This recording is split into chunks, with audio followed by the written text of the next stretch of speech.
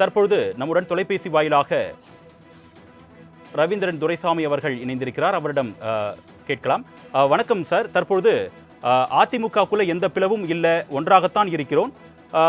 47 எம்எல்ஏக்களுடைய ஆதரவும் இபிஎஸ்க்கு தான் இருக்கு அப்படின்னு சொல்லிட்டு ஓஎஸ் மணியன் சொல்லியிருக்காரு. உங்களுடைய பார்வை? ஓஎஸ் மணியன் கருத்து எந்த அளவுக்கு சரி தவறு என்பது நாளைக்கு நம்பிக்கை வாக்கெடுப்பு தமிழக முதல்வர் டிவிகே தலைவர் விஜய் அவர்கள் எடுக்கும் போதுதான் தெரியும். வெளிப்படையாக 30 எம்எல்ஏக்கள் சபாநாயகரிடம் கடிதம் கொடுத்திருக்கிறாங்க. நாங்க சட்டமன்ற கட்சி தலைவராக அதிமுகவின் முக்கிய தலைவரான வேலுமணி அவர்களை தலைவராக ஏற்றுக்கொண்டுகிறோம் என்று சபாநாயகர் கொடுத்திருக்கிறாங்க. இன்றைய தினம் எய்தர் விஜய் ஆர் எலெக்ஷன்ங்கிற மக்கள் தீர்ப்பை உறுதிப்படுத்தக்கூடிய அளவுக்கு விஜய் அரசு தொடர்வதற்காக 30 அதிமுக எம்எல்ஏக்கள் எடப்பாடிக்கு எதிராக போர்க்கொடி தூக்கிவிட்டார்கள்.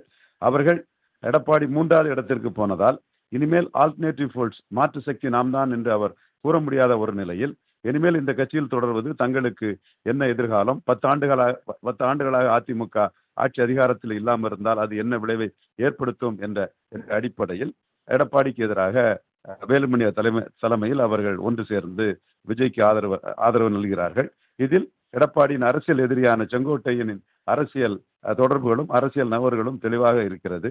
இந்த நகர்வின் மூலமாக தாவேக அரசு ஸ்டாலின் முதல்வர் என்று கூறிக்கொண்டு நம்பிக்கை துரோகம் செய்து விஜயை முதல்வர் என கூறும்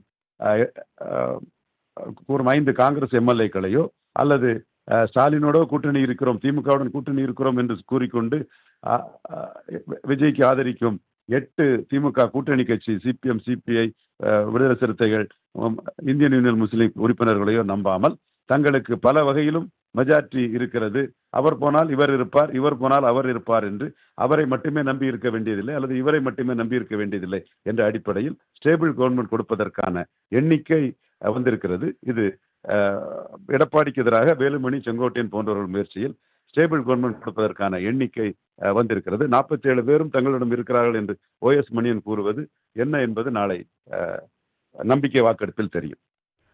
திரு ரவீந்திரன் துரைசாமி, ஒரு பக்கம் அதிமுக 2 தரப்பா செயல்படுறாங்க. ஒரு பக்கம் எஸ்பி வேலுமணி அவர்களும், இன்னொரு பக்கம் எடப்பாடி பழனிசாமி அவர்களும் தனிப்பட்ட முறையில் செயல்படக்கூடிய நிலையில் ஒரு பக்கம் பெரும்பான்மை எண்ணிக்கை எஸ்பி வேலுமணி கிட்ட இருக்கு, இன்னொரு பக்கம் அதிகாரம் பொதுச் செயலாளர் என்ற அதிகாரம் இபிஎஸ் பக்கம் இருக்கு.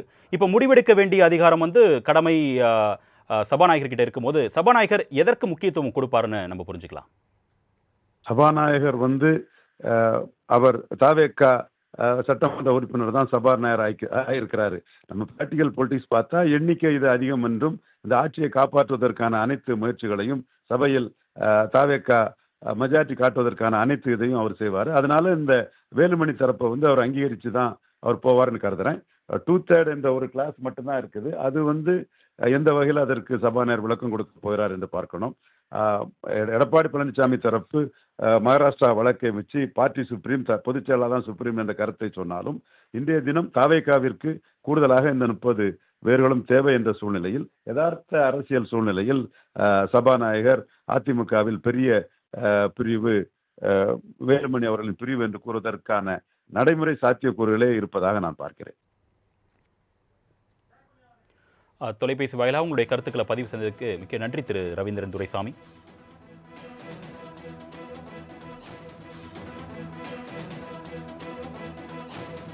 இபிஎஸ்க்கு ஆதரவாக 47 எம்எல்ஏக்களும் கையெழுத்திட்ட கடிதத்தை சபாநாயகரிடம் வழங்கி உள்ளோம் என்று முன்னாள் அமைச்சர் ஓஎஸ் மணியன் தெரிவித்திருக்கிறார். எந்த கூட்டணியில் இருக்கிறோம் என்று அறிவிக்கும் அதிகாரமும் இபிஎஸ்க்கே உள்ளது என்றும் அவர் கருத்து தெரிவித்த செய்தியை நாம் அண்மை செய்தியாக பார்த்துக் கொண்டிருக்கிறோம். அதிமுக எந்த பிளவுகளும் இல்லாமல் ஒன்றாகத்தான் இருக்கிறது என்றும் தாவேகாவுக்கு எதிராக அதிமுக வாக்களிக்கும் என்றும் அவர் கருத்து தெரிவித்திருக்கிறார். மேலும் சி.வி. சண்முகம் தரப்பினர் அமைச்சர்களாக வேண்டும் என்று ஆசைப்படுகின்றனர், அதற்காகவே இவ்வாறாக அவதூறு கருத்துக்களை பரப்பி வருவதாகவும் அவர் குற்றம் சாட்டியிருக்கிறார். அதனை நாம் அண்மை செய்தியாக பார்த்துக் கொண்டிருக்கிறோம். இபிஎஸ்க்கு ஆதரவாக 47 எம்எல்ஏக்களும் கையெழுத்திட்ட படிவம் சபாநாயகரிடம் வழங்கியுள்ளோம் என்றும் அதனால் தாவேகாவுக்கு எதிராகவே நாளை அதிமுக வாக்களிக்கும் என்றும் முன்னாள் அமைச்சர் ஓஎஸ் மணியன் தெரிவித்திருக்கிறார். அதிமுகவுக்குள் எந்த பிளவும் இல்லை என்றும் அவர் தெரிவித்த காட்சிகளை நாம் அண்மை செய்தியாக பார்த்துக் கொண்டிருக்கிறோம். எம்எல்ஏக்களை தன் பக்கம் இழுக்க வேண்டும் என்றும் அதற்காகவே இல்லாத ஒன்றை சி.வி. சண்முகம் பேசி வருகிறார் என்றும் பொறுப்பை கைப்பற்ற வேண்டும், அதிகாரத்தை பெற வேண்டும் என்று சி.வி. சண்முகம் ஆசைப்படுவதால் இவ்வாறாக செயல்படுகிறார் என்றும் அவர் குற்றம் சாட்டியிருக்கிறார். திமுகவுடன் அதிமுக கூட்டணி பேசியதாக சி.வி. சண்முகம் அவதூறு பரப்பி வருகிறார் என்றும் முன்னாள் அமைச்சர் OS மணியன் கருத்து தெரிவித்திருக்கிறார். அண்மை செய்தியாக பார்த்துக் கொண்டிருக்கிறோம்.